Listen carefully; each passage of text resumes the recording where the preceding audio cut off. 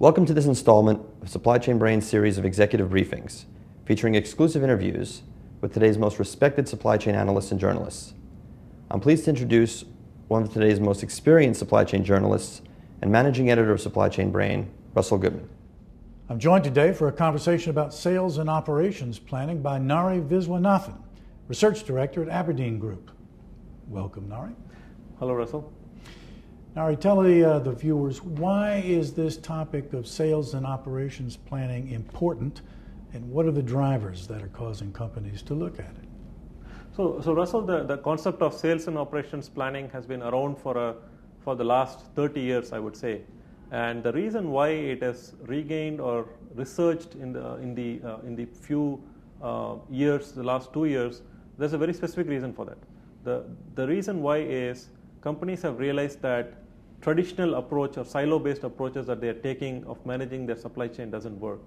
And sales and operations planning provides a platform wherein they can raise the visibility of supply chain to the rest of the organization and to be able to address the various business pressures like rising costs, managing customer service levels, the need to maximize their asset utilization in a single process and bring alignment and collaboration to the rest of the enterprise. That I would say that the single most reason why that you see an enhanced interest in S&OP processes as well as technologies in the marketplace today. Well, you mentioned process. Let's talk about that. What do you think are the key processes as they relate to sales and operations planning? It's my understanding that a lot of companies have very, very different definitions. You are absolutely right. So when people talk about S&OP, they usually talk about two different flavors of it. One flavor is they talk about their entire supply chain planning processes within the context of S&OP. So they will talk about the whole demand planning process, the supply planning process, the inventory planning process, even the factory planning and scheduling types of processes. They will put it under the umbrella of S&OP. The other types of flavor is you look at those different processes as inputs into your S&OP process, and you actually do a balance of your supply and demand as part of an S&OP cycle or a set of S&OP meetings, and you come out with an ultimate S&OP plan. From a point of view of Aberdeen, we have talked about the concept of integrated business planning as a framework so that we actually make sure that whenever we talk about S&OP, people know what we're talking about. Well, now Aberdeen, as I understand it, coined that term some years ago, integrated business planning. Define for us a little bit more exactly what you mean by it, and then tell us what's happening with it. I understand that that practice is growing, that more and more people are beginning to pay attention to integrated business planning. Yeah, and we are very happy, and we hope that everybody understands what it is and they start using that kind of terminology. So the goal of what we set out to do through the definition of integrated business planning was to highlight that the S&OP process is really a business planning process. It's not a supply chain specific process. What you do with this process is you bring alignment of your corporate goals with your supply chain tactics.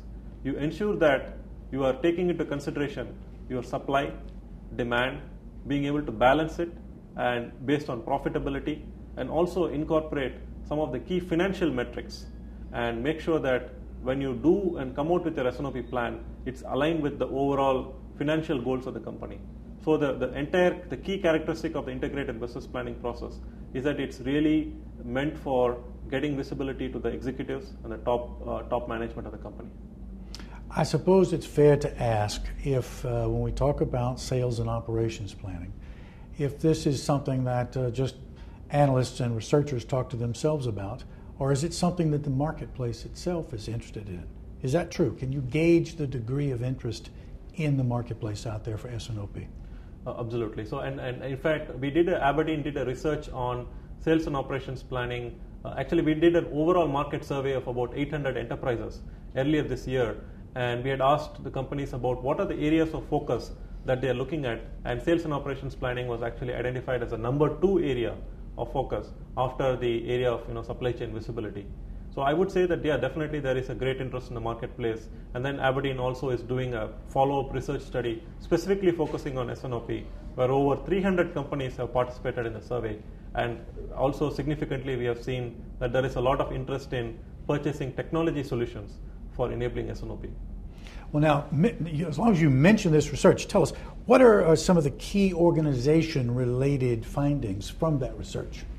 So the key organization-related findings that we found out was the fact that there is a significant difference in how companies are set up with respect to their S&OP process. But the key characteristic is the companies which are doing well have a S&OP coordinator or a single person who is assigned the task of managing these different meetings, managing the entire process.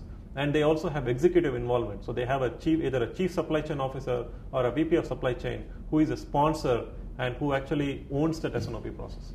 So, and also in terms of the people who are participating, you will see that the best-in-class companies have a higher percentage of end customers and suppliers who are actually participating in the S&OP process. So they have actually looked at an S&OP process as not only an internal process or an enterprise-wide process, but they're also extrapolating it or extending it into their customers and suppliers. Well, now, is that what you mean when we talk about people and competency-related findings when you mention these positions?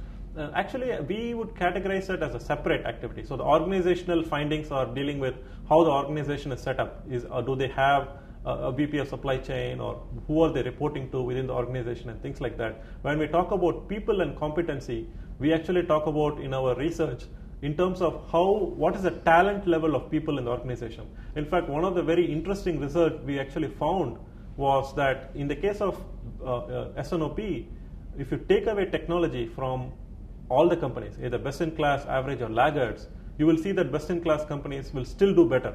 The reason is they simply have people who understand the business processes, who actually have people who do statistical and fact-based thinking, and they're able to actually manage their processes better without technology. Tell me, if a company is interested in launching a sales and operations planning initiative, what are the major considerations that they've simply got to factor in?